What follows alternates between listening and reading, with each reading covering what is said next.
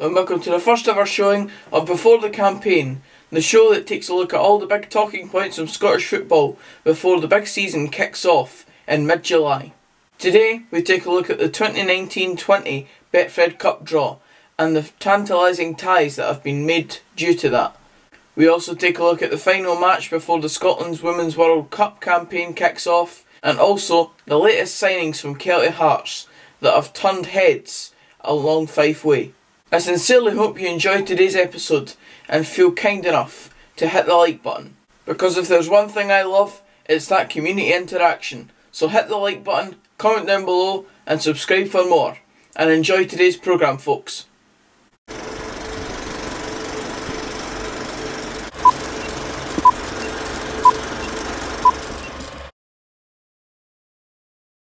So first up on today's programme, we've got the Betfred Cup draw, and I'm going to go through each group and pick out probably either the main fixture, the main team in that group, or my thoughts on each individual group and what I think the outcome might be. So in Group A, we've got Hearts v Dundee United as the main kind of fixture in that group. I've not written down every single team that's in each individual group here. I basically just picked out for different ones the main things that will happen in that group. And this one, it's obviously going to be that Hearts Dundee United game, because it's the two biggest teams in that group, and it'll be an interesting tie. I'm assuming that it'll be at Tynecastle because that's usually how the fixtures come together. The Premiership side usually plays that side at their home ground. It may end up being at Dundee United, which would actually, in my opinion, make it even more of an exciting tie. But Hearts v Dundee United, that'll be a very, as I said, exciting tie no matter where it's played. It'll certainly be interesting to see how Dundee United will fare against a top 6 Premiership side, because obviously they couldn't beat St Mirren over the 2 legs in the playoff final, so it'd be interesting to see how they would fare against a Hearts side who may or may not be struggling at the time, because summer recruitment will be a massive thing. Craig Levein will no doubt still be in charge, and it'll be interesting to see how both teams start the season. Group B, I've written down here, meh group, with Brechin, Montrose and Forfar Angus derbies to be the main kind of fixture in them. And of course that isn't to be understated either, because they are wee derbies in their own right, and I do think it is, outside of that, quite a meh group. There isn't really any standout fixtures. The wee Angus derbies are the most enticing ones there, and it'll be interesting to see which two Angus clubs can get closest to the top of that table. Obviously there's still Premiership sides within that. Can't really exactly remember which Premiership teams are in Group B, but the wee Angus derbies, I think we'll get surprised by one of those Angus teams, and one of them might even finish top of that group. That's my wee prediction for that one. Group C, the Premiership side in this one is Hibs, and also to go along with that in that group is Alloa versus Stirling Albion. Obviously that's a derby in itself, and that will entice fans of both Alloa and Stirling Albion, as well as a trip for the both of them, I'd imagine, away to Hibs. So that'll be an interesting factor. Maybe Alloa could get Hibs at home as well, which would also make it very interesting, albeit Alloa might lose Jim Goodwin in the next couple of weeks, so that might be interesting as well, an interesting dynamic for all of the group really. So I think that's probably the most interesting group overall that I've had to talk about so far. Group D is Dundee, Inverness, Raith Rovers, Peterhead and Cove Rangers. I believe Peterhead and Cove Rangers will be sort of a derby in its own way, and then you've got Dundee, who will have most likely the new management of Jim Goodwin and whoever he chooses as his assistant.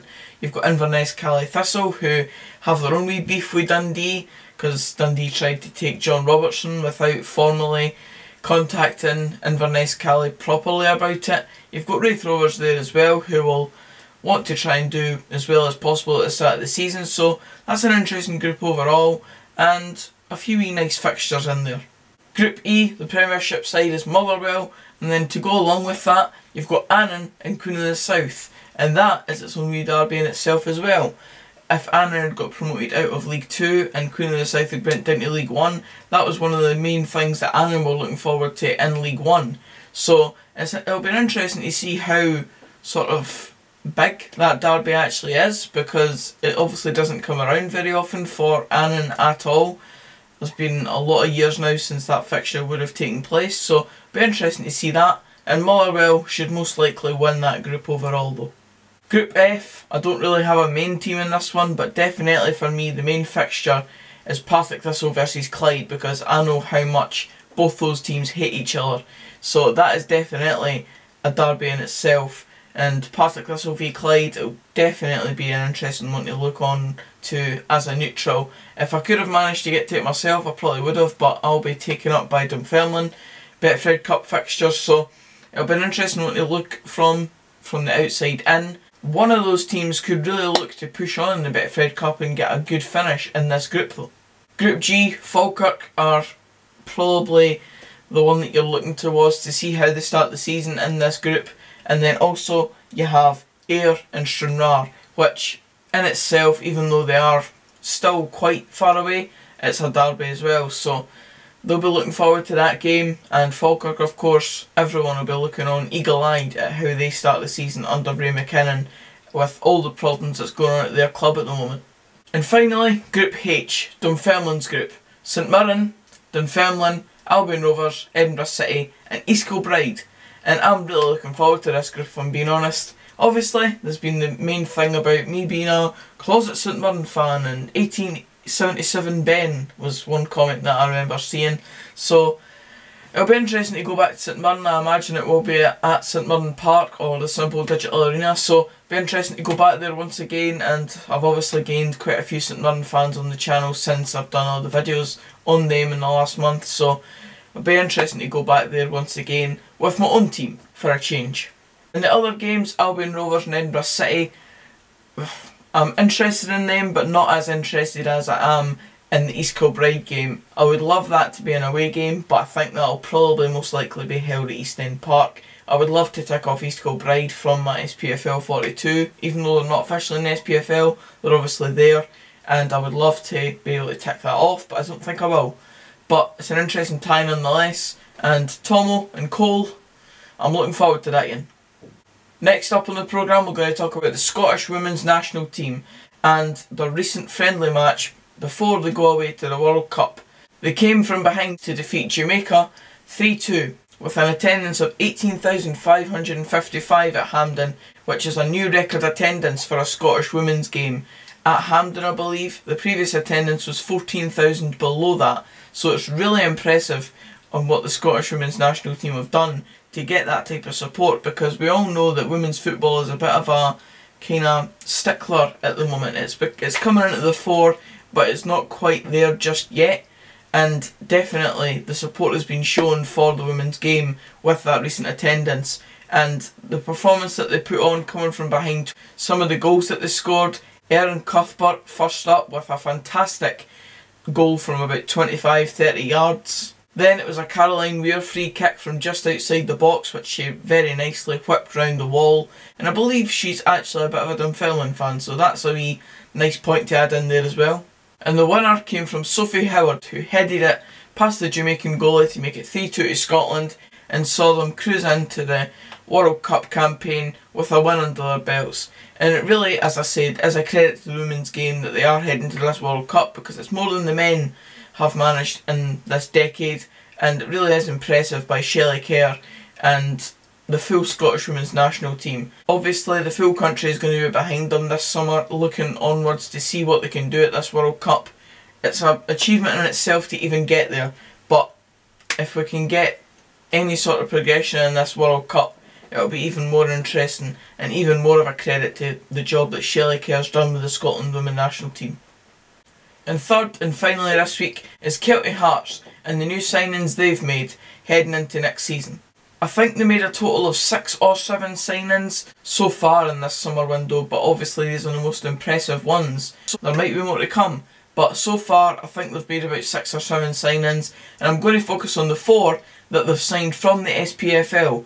And it really was an eye-opener as to the ambition of Kelty Hearts. Obviously money would have came into it at some point as well, but they obviously are a very ambitious club and they want to win this Lowland League under the management of Barry Ferguson. And with signings like these, you can't really deny that they're going to be massive contenders for that Lowland League title next season. First up was Nathan Austin from Inverness Caledonian Thistle. I think this is probably the most kind of interesting one because obviously Nathan Austin might be looking to get more first team football, live more locally because he's family and stuff like that, but it's interesting because coming from a Scottish Championship team down to the Lowland League when you weren't exactly the worst Scottish Championship player, it's interesting, but he'll definitely score bags of goals in that league and he'll be a class above, and it's the type of signing that could drive Kelty on to that Lowland League title. And to go along with them, from League 1, they signed Forfar's Dylan Easton, Forfar's Thomas Riley, and East Fife's Scott Linton. And I think the most kind of nailed on signing out of those three was Dylan Easton from Forfar, because he'd previously worked under Barry Ferguson at Clyde, and Barry Ferguson was a massive fan of Dylan Easton. And I think him going to Kelty, once it was kind of rumoured, I think it was always going to happen. On top of that, they signed Thomas Riley, who is another talented midfielder from Forfar, and he was included in the SPFL League 1 Team of the Season, so it really is an interesting signing that they've made there because it shows the ambition. As I said, Kelty Hearts are obviously wanting to go hell for leather for this Lowland League title and get up to the SPFL, and as I said, with signings like those, you can't deny it. And finally, Scott Linton from East Fife. I've got to say I don't really know much about him as a player, but it's obviously impressive to even make a signing from the SPFL, especially when you're 2 levels below that, and it's a hard pyramid structure to even get into the SPFL from the Lowland League. So it's interesting, an interesting bunch of signings that they've made, and it'll be even more interesting to see how they fare at the start of the Lowland League campaign. Will they start railroading teams and start opening up a gap at the top end of the league? Because I do imagine that, as I said, with signings like that, Kelty Hearts will be up there. And that is the last topic for today's programme. I'll now hand you back over to the presenter. And that's a wrap for today, folks. I really hope you enjoyed today's programme and feel the need to come back next week for more Scottish football talk on Before the Campaign. Cheerio!